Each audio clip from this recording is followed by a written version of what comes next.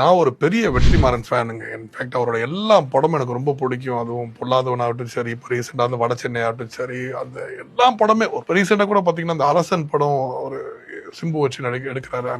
I can't wait அந்த மாதிரி. ஏன்னா அவங்களே ஒரு வட சென்னைன்ட்டு ஒரு யூனிவர்ஸ் கிரியேட் பண்றாங்க. அவங்க ஒரு சினிமேட்டிக் யூனிவர்ஸ், ஒரு வட சென்னை சினிமேட்டிக் யூனிவர்ஸ் மாதிரி கிரியேட் பண்றாரு. இன்ஃபேக்ட் தனுஷ் கூட அந்த சிம்புக்கு அது வந்துட்டு என்ஓசி கொடுத்துட்டாரா உடனே மணி கூட எக்ஸ்பெக்ட் பண்ணாமட்டு.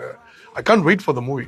ரீசெண்ட் இல்லை, ஒரு லாஸ்ட் 20-25 இயர்ஸ் பார்த்தீங்கன்னா lot of our youngsters are very inspired by movies. இந்த மாதிரி மூவிஸை பார்த்து இன்ஸ்பயர் ஆகிறது நீங்க நல்லதை எடுத்துக்கலாம். நிறைய பேர் இந்த படத்தை பார்த்து நான் ஸ்மோக் பண்ணணும், வெட்டணும், கத்தியை தூக்கணும்னா இந்த மாதிரி ஒரு ஃபூலிஷ்னஸே கிடையாது. நல்லா நினைச்சுக்கோங்க, ஒரு movie is only for entertainment. அங்க உள்ள போனீங்கன்னா ஜாலியா என்ஜாய் பண்ணணும், அவர் எடுக்கிற அந்த ஸ்டைல் பார்க்கணும், அவர் எவ்வளவு ரியலிஸ்டிக்கா காட்டியிருக்காரு நினைக்கிறேன். But all these incidents are பாத்தீங்கன்னா ஸ்ட்ரே இன்சிடென்ட்ஸ். உங்களோட ஸ்டோரி அவங்க என்ன நடந்துச்சு அதை என்ஜாய் பண்ணிட்டு படத்துல பார்த்துட்டு வெளியே வரணுமே தவிர அவனை மாதிரி பண்ணணும், 4 பேரை கித்தணும் நினைக்கிறது ஒரு ஃபூலிஷ்னஸ். அதே மாதிரி அவங்கள பார்த்து தம் அடிக்கிறது சரி, அவங்கள பார்த்து தண்ணி அடிக்கிறது சரி, இதெல்லாம் வந்துட்டு அப்சல்யூட் ஃபூலிஷ்னஸ். என்னோட அட்வைஸ் என்ன, படமா என்ஜாய் பண்ணுங்க, அதுக்கு மேல ரொம்ப எடுத்துக்காது. These are actors, they are there to entertain. அவங்க அதனால நல்லா சம்பாதிக்கிறாங்க, ஜாலியா இருக்காங்க. நம்ம idea is to go enjoy the மூவியை தவிர அதை பார்த்து இன்ஸ்பயர் பண்ணி அவங்க பண்ற foolishness on screen off screen பண்ற ஃபூலிஷ்னஸ் நம்ம ரியல் லைஃப் இதுவா நினைச்சுக்கிட்டு நம்ம எடுத்துக்கூடாது இன்ஸ்பிரேஷன்.